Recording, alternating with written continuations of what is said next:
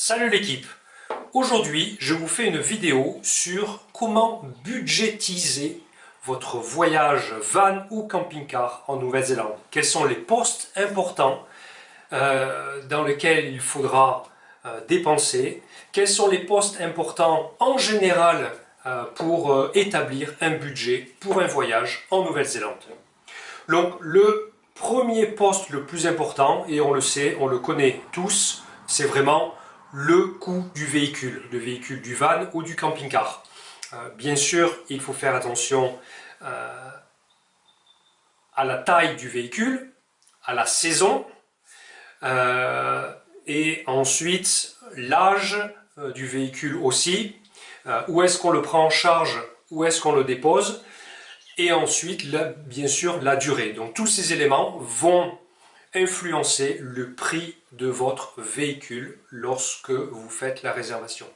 Je vais quand même vous donner quelques petites idées de prix pour que vous ayez ça en tête. Donc, en basse saison, le prix pour un van simple, standard, il faut compter entre 50 et 80 $ par jour.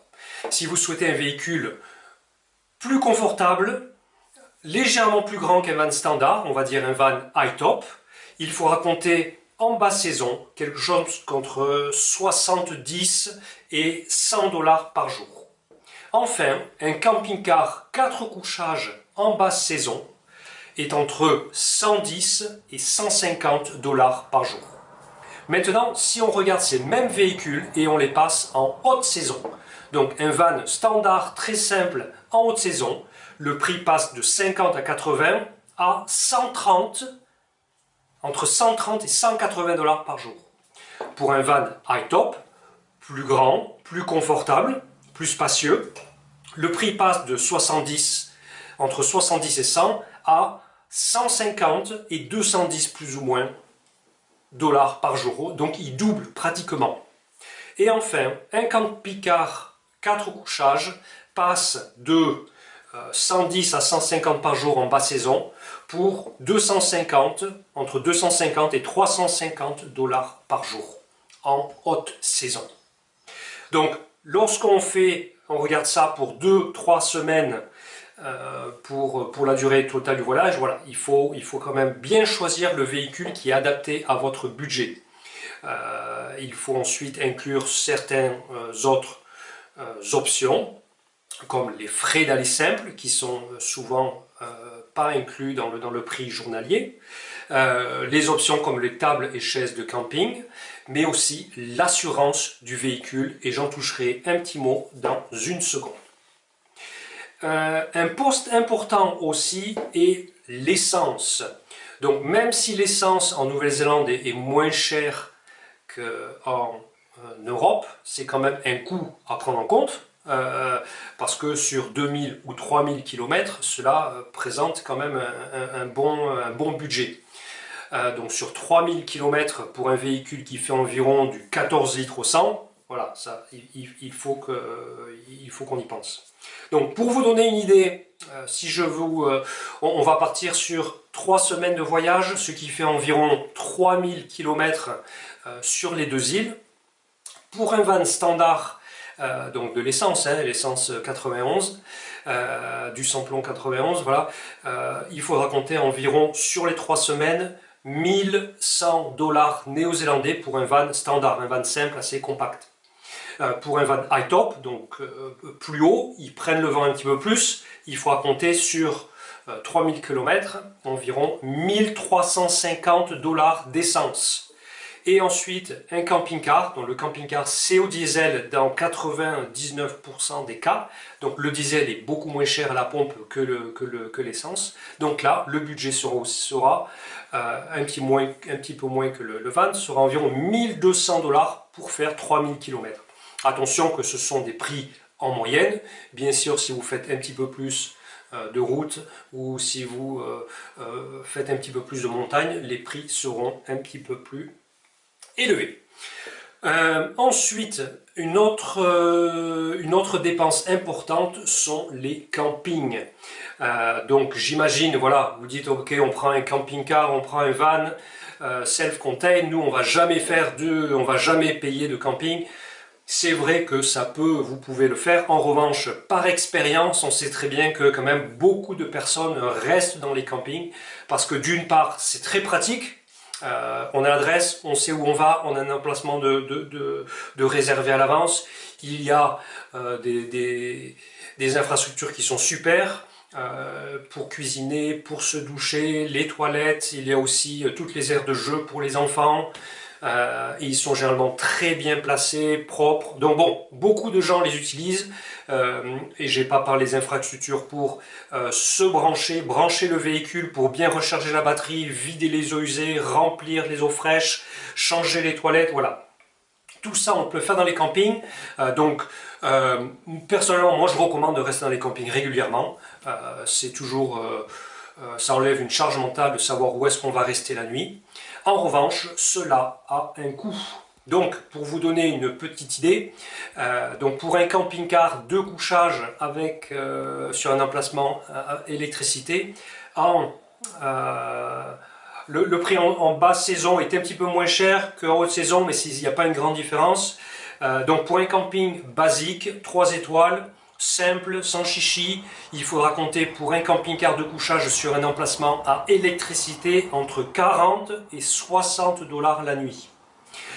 Si ensuite vous prenez un camping de meilleure qualité, les top 10 qui sont des 4 étoiles avec des infrastructures qui sont très bien, là il faudra compter environ 80 $ par nuit pour un camping-car sur emplacement avec électricité pour 2 adultes. Il y a bien sûr des campings moins chers, les campings du dock, qui eux sont gratuits ou vraiment pas chers du tout, il faut un abonnement pour y rester. Et il y a bien sûr tous les campings gratuits, les freedom camping, le camping sauvage que l'on peut faire. N'hésitez pas à regarder notre article là-dessus où on a listé les meilleurs campings payants, mais aussi les meilleurs campings du dock pour un voyage en Nouvelle-Zélande. Donc on a pris les meilleurs campings, fait, tous les retours qu'on a eu, on a compilé tout ça dans un article, donc n'hésitez pas à le regarder. Je reviens maintenant sur un poste qui est très important, que l'on oublie parfois et qui n'est pas affiché régulièrement lorsqu'on regarde les prix au début. Ce sont les assurances. Donc dans la grande majorité des cas, l'assurance n'est pas inclue dans le prix du véhicule, il faut donc le rajouter. Donc en fonction de la taille du véhicule, le prix de l'assurance augmente. Donc pour un van, cela va entre 30 $ et 70 $ par jour pour une assurance complémentaire qui rachète la franchise. Donc c'est-à-dire si en cas d'accident, vous n'avez rien à payer. Donc il faut rajouter ce prix journalier. Pour les camping-cars, le prix de cette assurance augmente encore et il faut compter entre 50 et 89 $, 90 $ par jour pour pouvoir racheter la franchise dans sa totalité. Et encore, certains loueurs n'incluent pas, par exemple, certains bris de glace ou les crevaisons, ou si jamais vous êtes enlisé quelque part, voilà, il y a quelques des choses qui ne sont pas incluses, même avec ces assurances-là. Donc à bien regarder, c'est très important lorsqu'on fait les comparaisons, de pas seulement comparer le prix journalier du véhicule, mais aussi regarder le prix journalier de l'assurance et qu'est-ce que ça comprend et ça ne comprend pas. Nous proposons, j'en parle maintenant, nous proposons une assurance qui s'appelle Camper Cover, qui est généralement 50% moins cher que le prix de ces assurances des loueurs et qui inclut beaucoup plus de choses que celles des loueurs. Donc je vous conseille aussi de nous demander pour cette assurance. On en parle généralement, mais c'est toujours bien de le demander et ne pas l'oublier parce que c'est beaucoup plus intéressant financièrement que l'assurance des loueurs. J'en reparle rapidement, il y a les frais d'aller simple, auxquels ne pas oublier, c'est-à-dire que si jamais vous prenez en charge votre véhicule à un point A et vous ramenez à un point B, donc Auckland, vous le ramenez à Christchurch, ou vous le prenez à Christchurch, vous ramenez à Auckland, ou à Queenstown, ou à Wellington, voilà, il y a des frais d'aller simple qui s'ajoutent dans la grande majorité des locations. Ça va entre 200 et 300 $ pour pouvoir prendre le véhicule à un point A et un point B et le rendre à un point B. Il faut aussi ne pas oublier le prix du ferry, c'est important. Si vous faites les deux îles, passer entre l'île du Nord et l'île du Sud ou l'île du Sud et du Nord a un coût important. Donc le prix du passage pour un van et 2 adultes par exemple, il faut compter environ 350 $ pour ce passage. Un van, 2 adultes. Si vous êtes en camping-car, plus le véhicule est long, plus cela sera cher. Si vous êtes 2 adultes et un camping-car environ de 7 mètres, 7 mètres 5, il faudra en compter environ 700 $ pour le passage en ferry, donc d'une île à l'autre. C'est très important à rajouter dans le budget. Enfin, le budget alimentaire, voilà, pour faire un tout.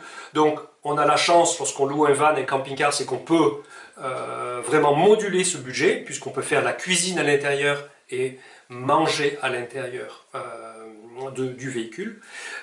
Voilà, donc vous pouvez moduler ce budget de manière générale pour une semaine de courses basiques pour 2 adultes, il faut compter environ 200 $. Voilà, ça vous fait petit déjeuner, le repas du midi, le repas du soir. Voilà, 200 $ pour la semaine pour 2 adultes, basique, rien de très fou.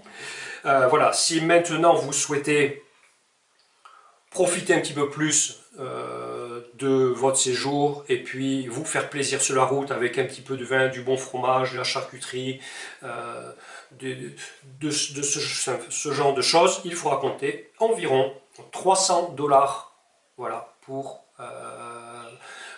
les courses pour la semaine pour 2 personnes. Si vous êtes 2 adultes, 2 enfants, de façon basique, c'est pareil, c'est 300 $. Voilà, ça donnerait une idée en famille. Ensuite, pour le restaurant, donc je vais donner le prix pour un adulte. Donc si vous faites entrée, plat ou plat, dessert, il faut compter 50 $ par personne, voilà, environ. Donc pour 2 personnes, 100 $, et voilà, vous avez 2 courses. Et même peut-être un verre de vin que l'on peut rajouter sur les 50 $, je pense que ça peut être possible. Donc, pour résumer, maintenant je vais vous donner le prix total en rajoutant tout ça, si vous ne l'avez pas fait déjà dans votre tête. Donc, pour le coût total d'un voyage pour 3 semaines pour un van, cela inclut la location du véhicule, l'assurance pour réduire la franchise à 0, l'essence, une semaine de camping sur les 3, plus le ferry, plus les frais d'aller simple et les repas dans le véhicule. Donc pour 3 semaines en van, il faut compter environ 6 000 $. Ça peut être un petit peu moins, un petit peu plus, mais voilà, on se base sur 6 000 $ pour tout ça, pour un van de 2 ou 3 personnes. Hein. Vous pouvez être 3 dans les vannes, un condo, voilà, par exemple. Pour le camping-car, donc un camping-car 2 adultes, voilà, il faudra compter un prix de entre 7 000 et 8 000 $ pour tout cela. Maintenant, je vais toucher un tout petit mot sur comment on peut réduire ce budget. Donc le premier levier, c'est la saison. Si vous passez, comme on a vu un petit peu plus tôt, en basse saison, le prix va être réduit par 2.